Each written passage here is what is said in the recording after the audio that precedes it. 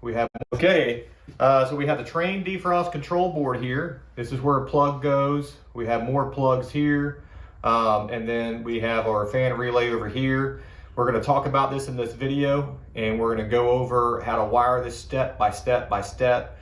There's a couple parts here. We have the part where we actually put power on the board, and we demonstrated a couple things, fault codes and whatnot. We're going to talk about that now.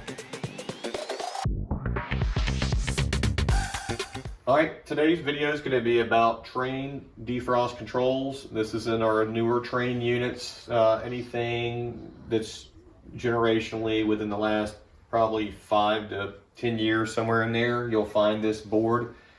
Typically, it's in the vertical position, top right-hand corner or lower corner of the condenser. I've got it screwed in like this because I'm kind of hanging off a little bit, so I wanted to have a little bit sturdier platform. I want to kind of go over some of the components on this board here that are a little bit more unique to some of the other boards that I've done on this show. Basically, we have low pressure switches and high pressure switches that are involved with this. Kind of like Goodman, where they're using 24 volts at all times to go through one switch, and then they're using the Y call to go through another switch. So very similar to that. However, you know, they only have one plugged in, and then on the back end, you can't plug the other one. And whereas on the Goodman board, both of them are plugged in through the board on PS1 and PS1 and PS2. Here we have one plug for LPCO, which is low pressure cutout. The high pressure is pretty much going to go from Y through the switch to the contactor. So not a whole lot of defending it against a high pressure event that could short cycle the unit. I don't see how they're doing that. But if there is a low pressure event, which could very much hurt your compressor, it will definitely shut this off. So we're going to create a fault on low pressure. We're going to create a fault on a coil temperature sensor failure and an ambient temperature sensor failure. This is the ambient temperature probe here, and this is our defrost sensor. Now, these aren't like the thermostats where they close on temperature fall, open on temperature rise. We're reading resistance here, we're reading ohms. So you can always go to an ohms temperature chart, and you'll see you know, pretty much whatever the ambient temperature is here, you know, if that lines up within, you know, a relative variance, I would say either the same temperature or within, you know, plus or minus 2 or 3 degrees, it's not going to hurt anything. But if this board sees one of these plugs not there, very easy for that to happen on a new system install. You want to always make sure as an installer that these plugs are there, they're plugged in.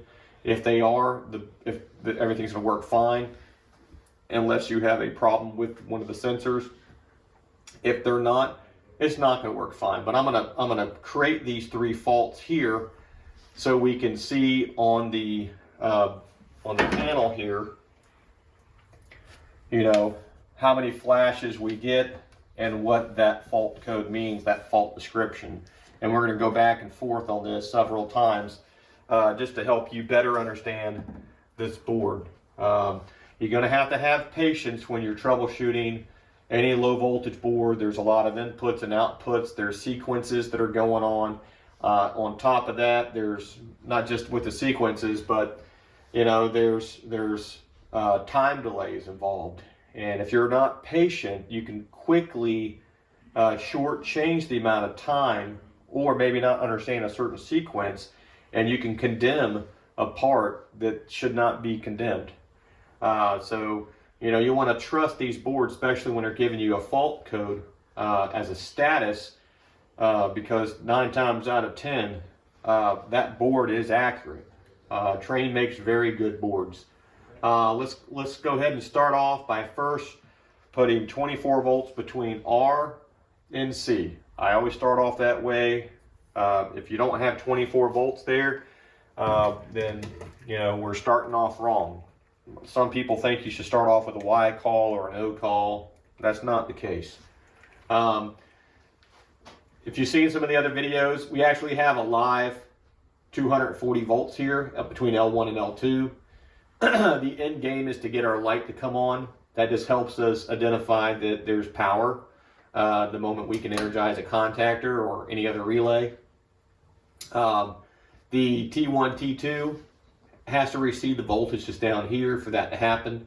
Light bulb's not a fancy light bulb, it's just 120 volts. We got a bunch of transformers and contactors inside this box that once we start sending power out, then, you know, for example, I have 24 volts here. If this 24 volts can make it over to a relay, then the relay can energize. Well, if you look at a transformer and the transformer needs 120 volts or 230 volts to step down low voltage to energize another contactor in here, then pretty much what I'm doing is I'm taking high voltage and I'm supplying the transformer inside the box power the step down to another contactor, just allowing 120 to turn on the light. I know that's a mouthful, but slow it down and rewind it 1,000 times. It's not hard to build one of these.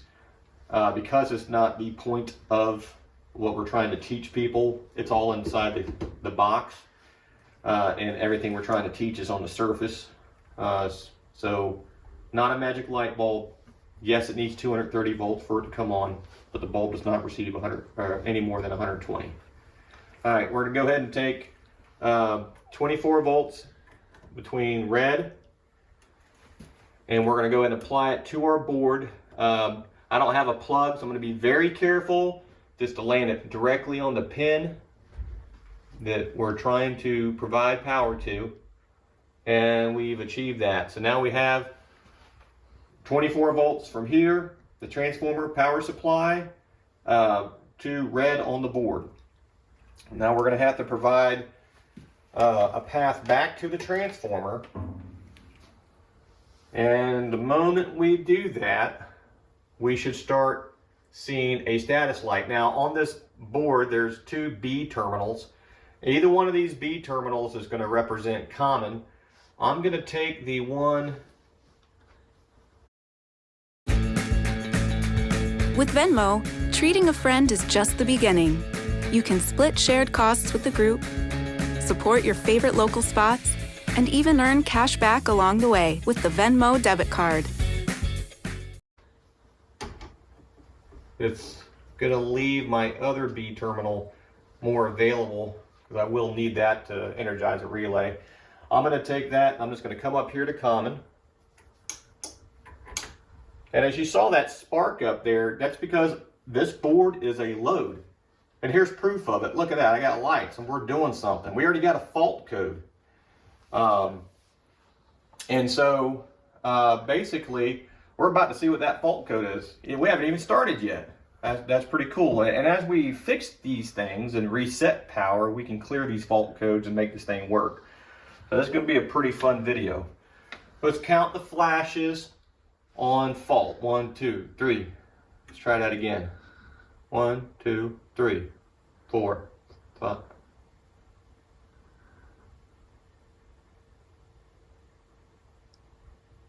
So we got 3.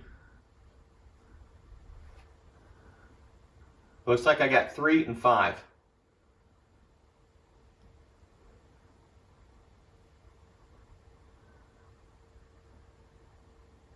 That's exactly right. So we have 2 faults there.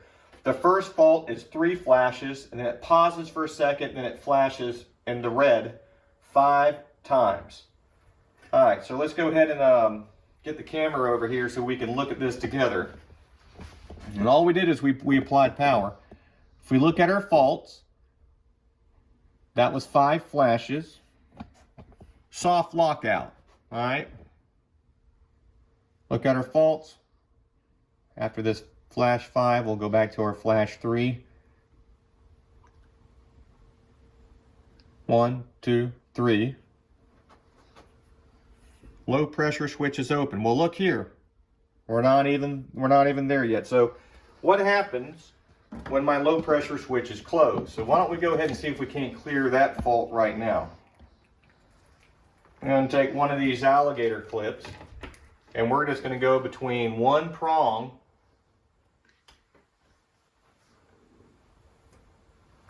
to the other prong.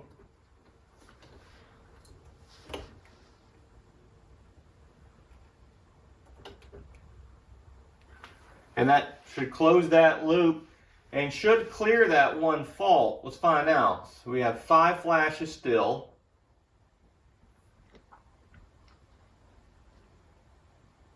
And guess what? There's only 5 flashes. There is no more 3 flashes. So we're only going to get 5 flashes now. So we're just in a soft lockout. Well, soft lockout and their other one is a hard lockout. Well, soft lockout it's just a time delay. It will clear itself out naturally and that will go away. However, if it's a hard lockout, you'll have to reset power. So that's not a big deal. How do you reset power? Well, pull 24 volts off of here, or you can turn the breaker off to your air handler, which will kill power to your transformer, and that will also kill power to red going out to the board. Anything you do to lose 24 volts primary on the board is a power reset. So, let's see what else. I want that fault to go away before we put a bunch of wires on here and create a bunch more. Another way of doing it is I can go ahead and just disrupt power for a little bit. You'll see everything will just kind of go dead. All right, we're going to go ahead and power it back up.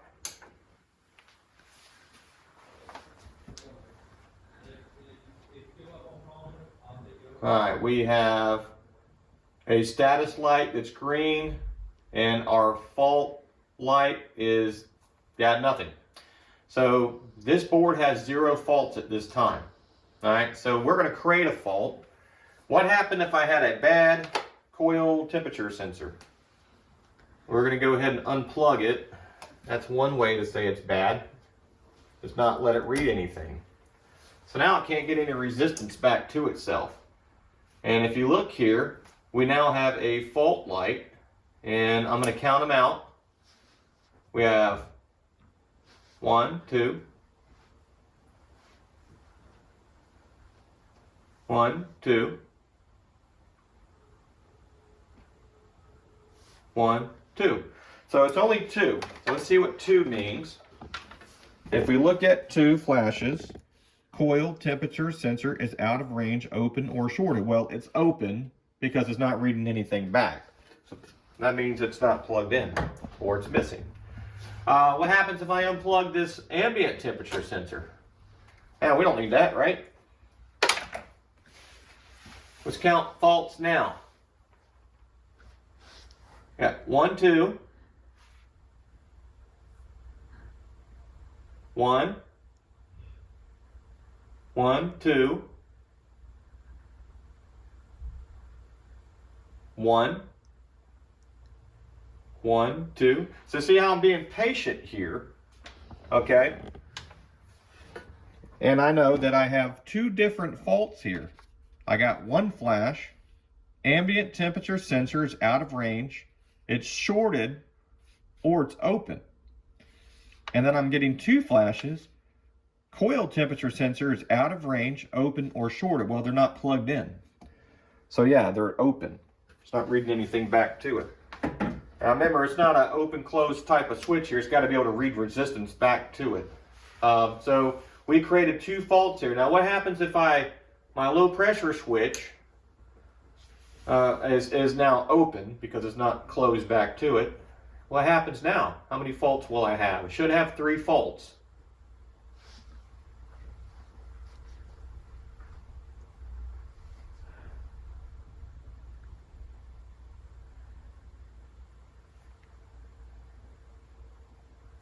One, 2, 2, 3. 1, 2, 3, 4, 5. So there's 4 different codes here. You'll see we're getting 1 flash, which means ambient temperature sensor is out of range. We're getting 2 flashes, which means coil temperature sensor is out of range. We are getting 3 flashes, which means low pressure switch is open. And then it also flashed 5 times. 5 flashes means soft lockout, which just means it'll go through a time delay. It'll try it again, and if the fault's not cleared, it's eventually going to go into a hard lockout. We don't have time for the video to create a hard lockout, but trust me, you'll know, because if you had a hard lockout, all right, it'll tell you right here, hard lockout, it's 4 flashes, and it can only be cleared with a power cycle. You can clear them all with a power cycle. However, you get a hard lockout, it won't reset by itself. So now that we've gone over some faults, we've created some faults, we're going to go ahead and wire this up, and we're going to allow this system to energize our contactor for compressor on. We're also going to test defrost on this so we can see the 3 things in sequence that it needs to do: heat strips, reversing valve, and drop out the condenser fan motor. We're going to test voltage and all that so you can see that. So stay tuned. We're going to go ahead and plug in our low pressure. Some of these faults may start to clear. We'll look here in a second to see if we have to do a reset or see if they'll just clear out on their own. Let's see if that one cleared. That was flashing 3 times, so we still have this one. We still have the ambient and the coil. All right, so the low pressure cutout, that one cleared on its own. The coil temperature and the ambient temperature faults should clear.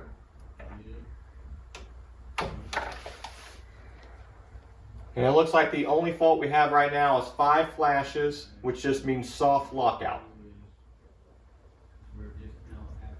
There we go. So it looks like we're pretty good there. So I'm going to go ahead and just wire this board up and get this contactor to come on.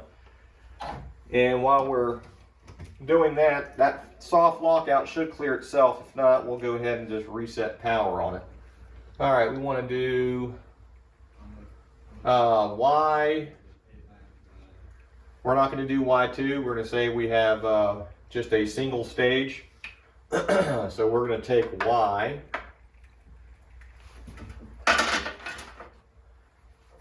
Out. That might be a little too big. Let me find me a smaller. There we go. Something to squeeze in here. And this is not easy because we have a plug that can do a lot better job of getting in here on these prongs. Because we don't have a plug, I'm going to have to just be very careful not to touch anything else so we don't cause any shorts. So I'm going to come over here to my contactor. We're going to say this goes to a pressure switch, and then out of the pressure switch we're going to say that it goes over to the contactor. All right. So we have one pressure switch here, and then we have our high pressure switch between the contactor and the Y out.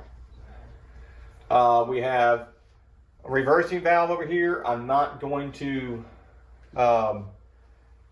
wire that to red. What I'm going to do is I'm going to take the white wire here, and I'm going to wire this contactor over here. And I'm going to say that this contactor here is my reversing valve. And I'm going to hook it up to O on the board.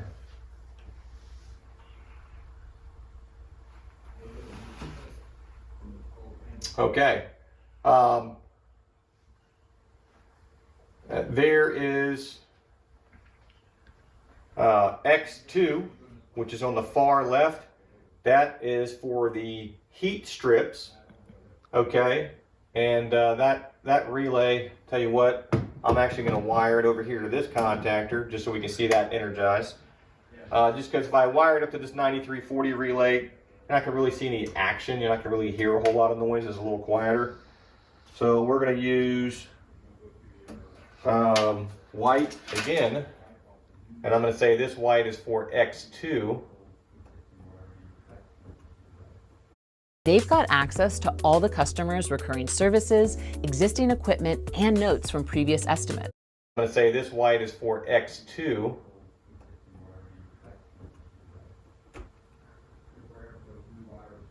And this will come over to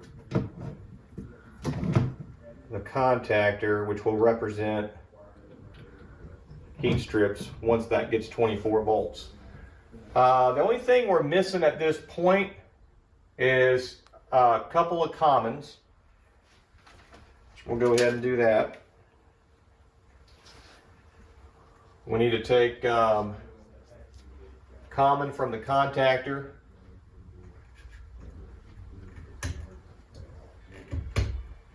And we'll come over here to the far right hand side B terminal on the plug. And like I said, I got to be very careful here. It's hard to talk, you know, especially when we're involved in talking and trying to plug stuff in that you can barely see and get to. So just bear with me.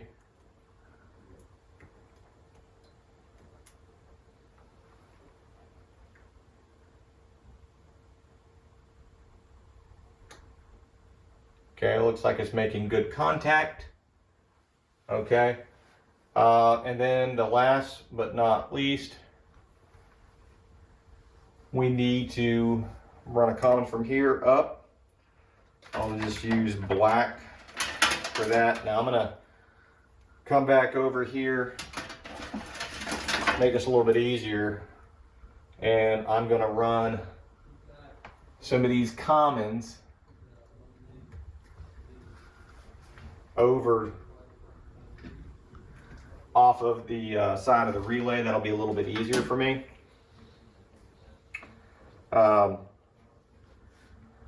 Let's see here, and I'll come over here, see if that reaches. Yeah, that's reaching. And I'll come up here, and then we'll make our final common back up here. Okay, I don't have a Y call yet. And I don't have an O call, even though I have O hooked up to this contactor, Y is hooked to this contactor, and W out, the X2 is hooked to this contactor. And I'm doing that because I'm kind of setting up so I can just kind of go through the flow of defrost after we get the contactor to come in. Now also, if you look at our faults, we're still getting 5 flashes, if you can see that. So that means we're still in a soft lockout. It's not a big deal. I'm going to clear that in a little bit. I'm going to first, before I do that though, I'm going to go ahead and energize Y.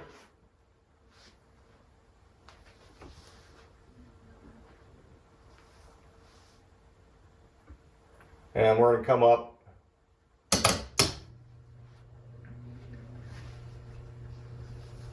and let's go ahead and just take out, that was our reversing valve, by the way. We're going to go ahead and take out those faults. We're going to go ahead and do a little bit of a reset. And providing all that's good to go, let's just look for a fault. No faults, we're cleared. Status is good to go. Reversing valves energized, only because we're this system thinks that there's no call for reversing valve, so it's assuming that we're need to go through a defrost. That's not the case, but we're going to go ahead and hook up the bottom side of the contactor so our light can come on.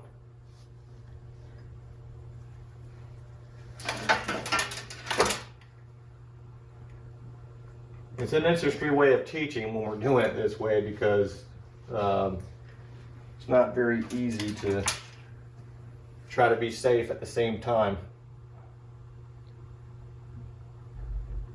All right, so we want to make sure that carefully I connect T1. And now when I connect T2, the light's going to obviously come on because that's the only thing that it's missing is that other 240 so the transformer can be provided inside the box with both legs of power. All right, so we don't have any faults. We're looking at the ability for heat strips to energize, reversing valves to energize. We're looking for the ability for this relay here to drop out power, and the ability for our system to come out of a defrost and reverse those things. Let's look at first our relay on the board is in a closed position. All right, so when we go into a defrost, that's going to open up, and the only way I can identify that with what we got going on here is just to show you with the meter us losing continuity on these two terminals. Okay.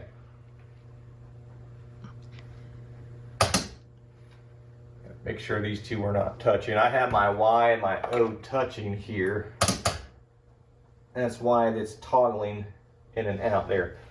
So now our reversing valve here, this is our compressor contactor, this is our heat strips. All right, so let's go ahead and go into a forced defrost. You'll see a test pin says FRC DFT, and we have test common and then test. It's these three pins right here. What I'm going to do is I'm just going to take my lead. It doesn't damage anything when I do this, and carefully I'm going to jump between DFT force and common test, and this would go into a defrost. Now I just released it. Now if you look here, our reversing valve coil is now energized. Contactor still energized. The heat strip contactor is now pulled in. You can see there, I have 24 volts there because X2 is getting power out. So we're trying to cancel out cold air, the fan motor. Our relay is open, so the fan motor is off. Our heat strips are running. Contactor still pull in, so compressor is running with no fan motor, and the reversing valve is in the cool position until the system goes out of a defrost. And so we'll let it run its course for a little bit. And as you can see here, there's no faults. As this board, it doesn't know that it's inside of a air conditioner. It doesn't know that I'm using a contactor for a reversing valve coil. As I've said in all my videos, none of this stuff knows anything. The only thing that's supposed to know anything is the person in front of it. So obviously we lost 24 volts on X2. We obviously lost 24 volts on our reversing valve, okay? And we should have fan motor back on. So we'll go ahead and test out continuity on our fan motor, and we should ring out. There we go. And so we're out of a defrost. So I'll just repeat that real quick. You're going to see this contactor energized and that contactor energized, and you'll see the fan motor. Matter of fact, I'm going to stick these leads here, and I'm going to use something else to jump it out. Look at that.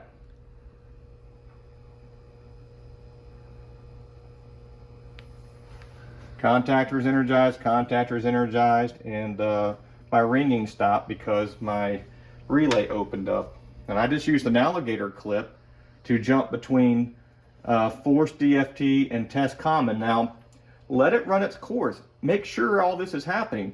So maybe you can't test your heat strips because you're outside, but what you can do is you can measure 24 volts between common and the X2, okay, field voltage, and if you're getting, make sure you're not getting that back feeding voltage from your thermostat. That's right, came out of defrost. Heat strips will come out here soon. The motor opened up, so the motor is running right now. The reversing valve switched over, and the heat strip shut off. And if you notice, it released power on O, and it released power on W2 at the same time. All right, so we're gonna take the rest of this lesson over to the smart board, and before we do that, let's go ahead and have some fun. Let's go ahead and create a fault.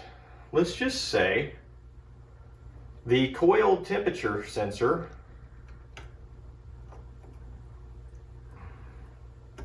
was bad.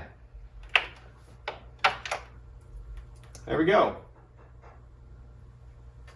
If you look here, I have 2 faults, and now it's bad, and I'm going to sit here and let's see what happens if I wanted to test defrost. By the way, let's go ahead and be on standby to test voltage too. So we actually have a fault. It's still allowing the system to run in heat. You have a coil temperature sensor failure because it's not plugged in, and we're going to go ahead and just see what happens when we close the terminal. Now, if you notice, it still engaged the heat strips, it still engaged the valve, and guess what?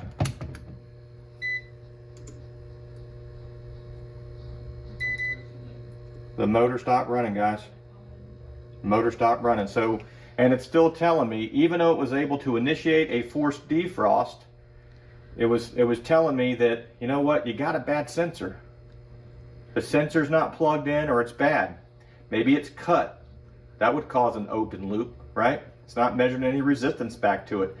And so, but do not replace the board, because there's nothing wrong with the board. The board still was able to do its 3 item job: heat strips, reversing valve, and fan motor, right? Our fan motor sounded like it just clicked.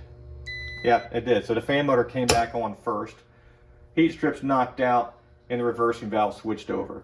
All that with a bad sensor failure. So we're going to take it a step further. Let's create a second fault here. Let's go ahead and take out the ambient probe. And we don't need that, right? And now we have 2 faults. The first fault is the probe. The second fault is saying it's the sensor. Can this thing still force into a defrost? Answer is yes. Reversing valve switched over. W2. Now, the reason why it sounds like you only hear one, that's how fast electricity is. It sent power both ways, just like that. And our relay's open. We know our relay's open because we haven't caught it failed yet. I bet we have no ringtone. There's no ringtone. So therefore, even with those 2 things not working, the board can still do its job. Now, can the board do its job if it's searching for a forced defrost to come back from the probes reading low temperature? The answer is it can't. It can't. And so you have to make sure that if you have a problem with the probe, just because you could test it and the board can still do its job, you need to replace the probes. Because if not, you're going to have a frozen condenser coil and your board's going to be fine. So trust the Fault Light, trust Trane Technologies. They're an amazing manufacturer. We're a huge Trane dealer. We put a high volume of their stuff in over the years. We know what's good, we know what's better, and we know what's best. And I'm going to tell you right now, out of all their defrost control boards, I've never had issues with them.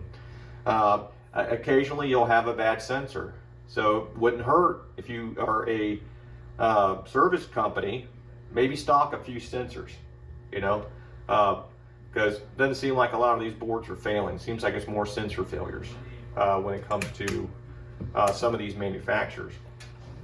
All right, let's get over to the smart board, and we'll go ahead and, you know, if this was a confusing way of learning, we'll sit there and we'll draw lines and we'll figure it all out there. Stay tuned. Okay, we got our Trane defrost control board, Trane USA Incorporated. We're going to go over all the plugs that you need to know about so you can help diagnose the board if there's a board failure or if there's a sensor failure. If you have a low pressure switch open or possibly a high pressure switch open, we're going to have the input and output on the plug. Very important. So if you're trying to understand what's going on here, remember, the other way of teaching is to stand in front of a unit. If I'm standing in front of a unit, this is all you're going to see. Actually, it's going to look more like this. Just the back of me. And you're not going to really see my perspective, my point of view. So my style of teaching our technicians and what's been proven, in our opinion, to work is to, have good technology and just make sure that everybody understands one wire at a time, what's going on, what's it doing, what's the science behind it, what do you need to know, and what's going to get you through that call and, get you on top of, fixing that problem. So we're going to go ahead and start with 24 volts. 24 volts is very imperative that you understand it has to be there at all times for heating or cooling. And a lot of these manufacturers, they're not just putting 24 volts there for the ability for this thing to have defrost. They're actually putting 24 volts there, for you to even have it to where pressure switches can close. We had a video the other day that we talked about Goodman. If you lost 24 volts on red, then you actually had a pressure switch open, and the board looked at it that way, and it didn't give you a Y call even if it was coming from a thermostat. And if somebody was not knowing that, they could easily misdiagnose that and assume that they have a bad board because they would see 24 volts going into the board based on Y and common, and they would say, hey, my board's bad. No, the board's not bad. You just probably don't have 24 volts going to the board. So I cannot emphasize that enough. All I can do is just continue to talk about it, but hopefully that becomes a real deal. We count pins, 1, 2, 3, 4, 5, 6, 7, 8, 9. If you count how many over here we have 2 B's, Y out, an R, we have 2 O's, a Y, a Y2, and an X2. And so 1, 2, 3, 4, 5, 6, 7, 8, 9. I have 9 over here. Well, my plug may not have 9 wire conductors going to it. Let's just say you're missing the Y2 because it's a single stage. This board is capable of running the 2-stage condenser as well as the single stage condenser.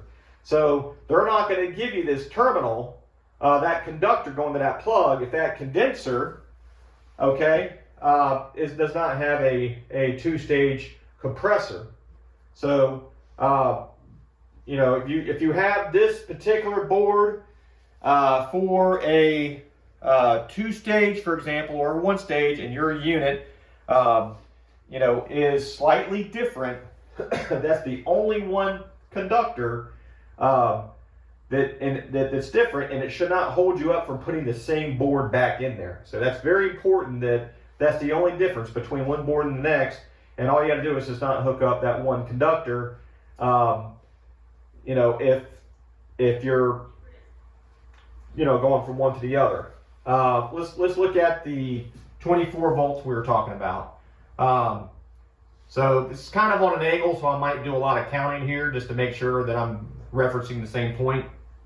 B to B, B to B, Y to out, Y out, R is here.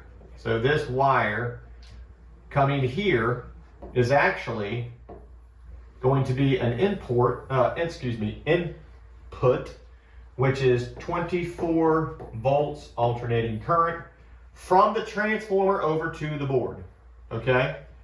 So there's R. And then we have common that will leave the unit and it will come back to the transformer. That is the path. That is your output. And we're just going to put common here. And so without these two, as you saw as we went over there on our board, nothing happened the moment we lost power, even if we had a Y call. I have, out of the 9 pins, I was only going to use 8 because I'm just demonstrating Y1, not Y1 and Y2. And so if you look at 8, I've already got 2 wires done. So there's only 6 more of these wires that we have to discuss. Next, we want to look at the Y. Oh, so that's not Y low, that's Y out. So Y out is going to go through a pressure switch. So we're going to go ahead and wire that. We're going to say Y.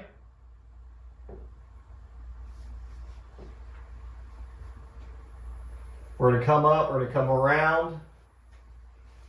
Okay? We're going to come down. We're going to come over to a pressure switch. And then once we're done with this, the only other place it needs to go is it needs to come out of the pressure switch to the contactor. And so that means that this pressure switch will toggle this contactor in and out. So there is another pressure switch. This is extremely important. We have a plug down here, LPCO. That's low pressure cutout. There's 2 prongs here, 1 and 2. So what we're going to do, and I'm going to draw across this screen here so I'm not confusing this right hand side and busying it up. I have this other pressure switch. Now, let me go ahead and do this real quick just because this might make things a little cleaner.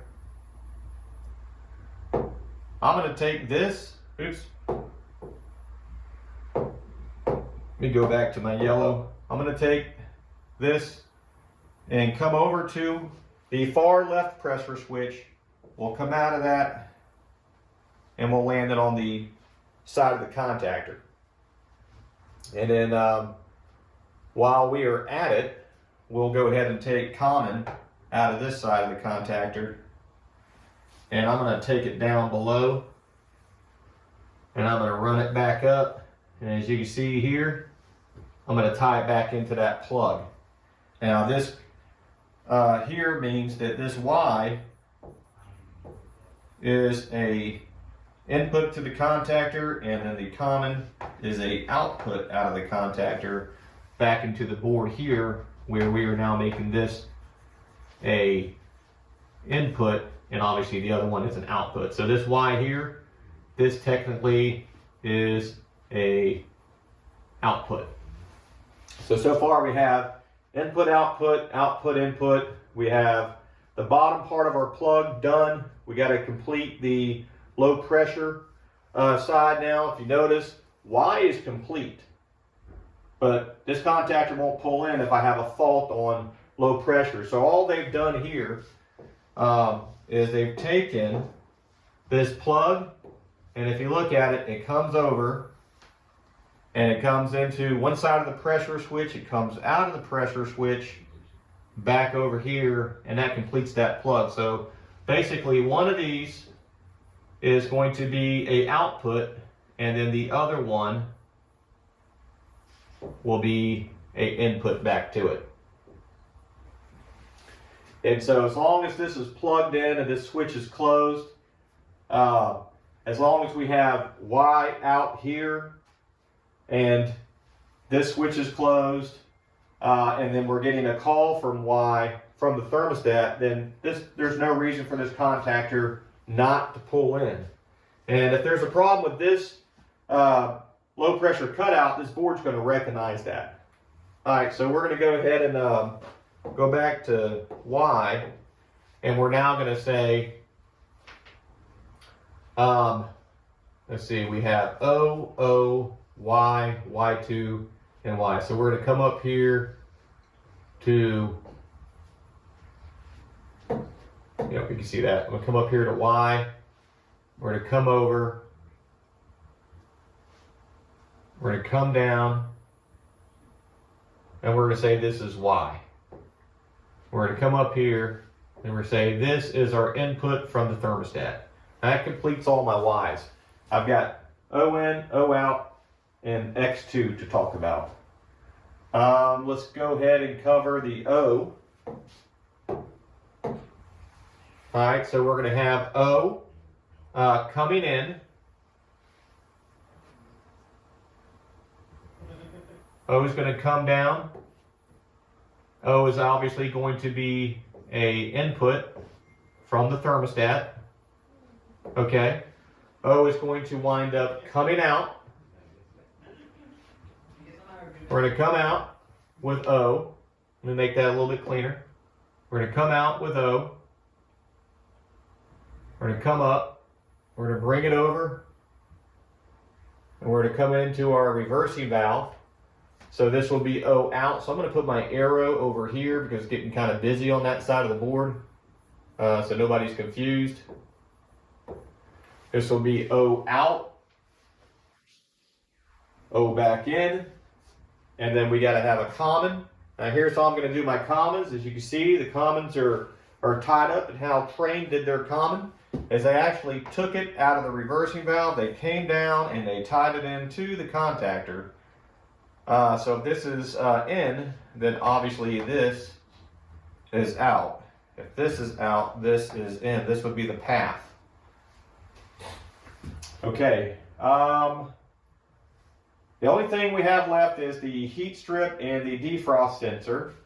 And then we'll talk about the ambient temperature sensor. Now these are using probes, and I do not have a picture of a probe up here, so I don't want to confuse you and use this sensor because this sensor is a thermostat, and the difference between a sensor and a thermostat, and I'm sorry if I confuse anybody, is a sensor is reading temperature, right, by ohms, resistance, and the board still has to have a closed loop there for it to read something, so it knows if it's open or if it's closed, but it also knows what that resistance is coming back to it. The way a thermostat works is a defrost thermostat, which we call them defrost sensors as a nickname. Those defrost thermostats are actually a switch that will actually close or open based on rise or fall. And so that's the one that I have up here, so therefore we are not going to use that, and we're just going to draw a little probe down here to help illustrate that. Before we get into that, I want to go ahead and go over this X2.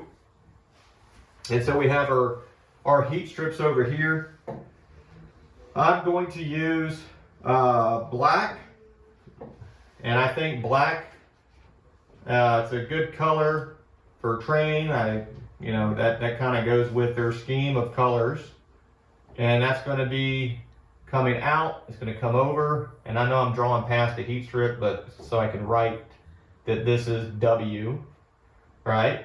For some of you confused, because it's a two-stage, this is W2, although tricky part of this is even though this is the second stage of heat, if this flips into defrost and is in cool mode, then this is the only stage of heat to cancel that out. So theoretically it is just W. This would be W1 from the board, even though your thermostat shows W2. But it's confusing for everybody, so I'm just going to write down W2, black, black, there you go.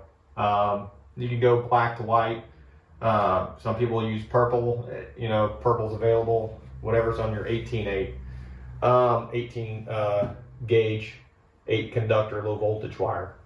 The fan motor has to be wired up to the fan relay. Obviously, one of these is power in. That's coming from the contactor, and that will be 110 volts, either L1 or L2. And then one of these is going to be power out, and that's coming up over to the fan motor for it to have voltage, either L1 or L2. If this is L1, this is L1. All right. If this one happens to be L2, well, that one's going to have to be L2 also. Let's see. We just got a couple of probes. I'm going to try to do these with the color schemes. Trane's ambient temperature sensor. That plug is a probe that is black. It's underneath the corner panel, and those wires that are going to it, do not pinch them, do not fold them, do not cut them. There's no bypassing. There is nothing to make up this without you having resistance being measured that's not being altered. They didn't want this in direct sunlight either. So this is supposed to be in the bottom right hand corner, under that corner panel, tucked out of the way. They put it in a very good spot. So there's the ambient temperature probe, and then you have The coil temperature, which is yellow, that's pretty long. It's actually going over to where the one of the tubes on the condenser coil, and it has a little spot for you to slide it in there so it can read, you know, a very good temperature range there. And then those wires, I'm just going to bring it up here just to kind of help illustrate. That will go to another probe, and that might even have like a little clamp on it. And that little clamp is there to clamp around the coil. So, and I'm going to go ahead and hold up these two probes so you can see what I'm talking about. So the probes, this is the probe. As you can see, it's pretty accurate drawing here. Has a little white plug on it. This is going to plug in to our board, and that's going to sense ambient temperature. So this is measuring resistance. This is not a thermostat where it's open or closed.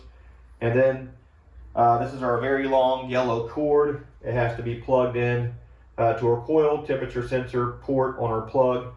And it's actually black, it's not yellow here. So forgive me how I drew this. At the end of the day, we're not judging how well my drawing is, as long as I get the point across. This has got a little clamp on it. It's going to clamp onto your coil. And trainer already knows where that should be at, so don't move that around. Put it right back where they have it. But that's your other temperature probe, and that's sensing temperature on the coil. And between these, it's going to know when it needs to go into a forced defrost. So if they're not working properly, this unit will freeze up.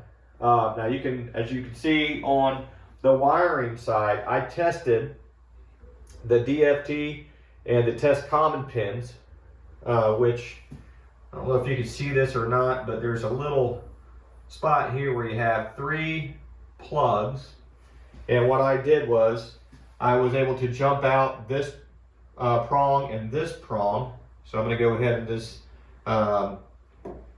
use red, and when I jumped this out, I was able to get this to go into a defrost. Now as soon as I jumped it out, okay, immediately I went ahead and removed my test. And I used the lead on my meter, just kind of stuck it there, turned it a little bit to make contact, like a little bridge of a connection, so I can close it.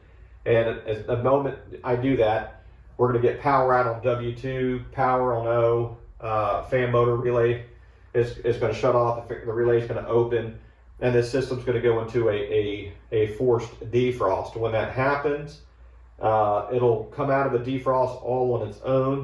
That just gives you enough time to get your meter to check between common and W2 if I'm getting 24 volts, to witness the valve switch over, and obviously you'll witness the motor turn off without checking all the things that I had to test on my end. In the event that there is a fault like we showed you there, this board is still capable of allowing the consumer to have comfort while the part is being replaced. So it's not like hey, this thing's down, it's not working. I've seen it to where you could have a fault on a probe not being plugged in, a coil sensor not being plugged in, and it'll still run, it'll still work.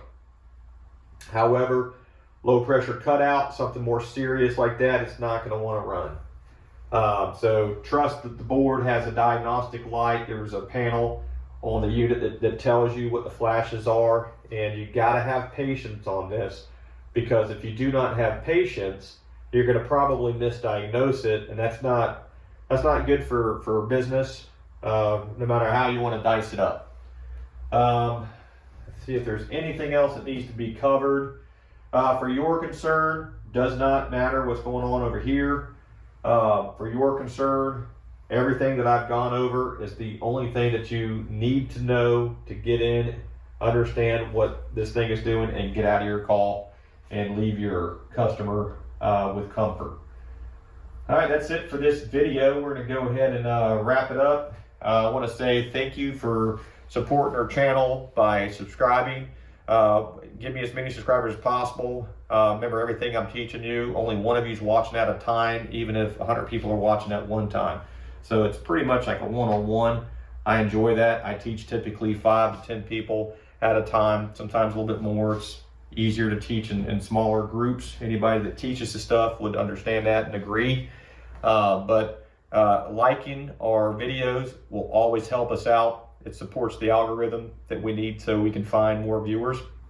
At the end of the day, we appreciate your support, and don't have a lot of time with all the tasks that I have in a day to answer everybody if you leave a comment. But if you feel that there is something that is related to a defrost control board right now, you know, on our next video, we might be able to look at that and you know, talk about that.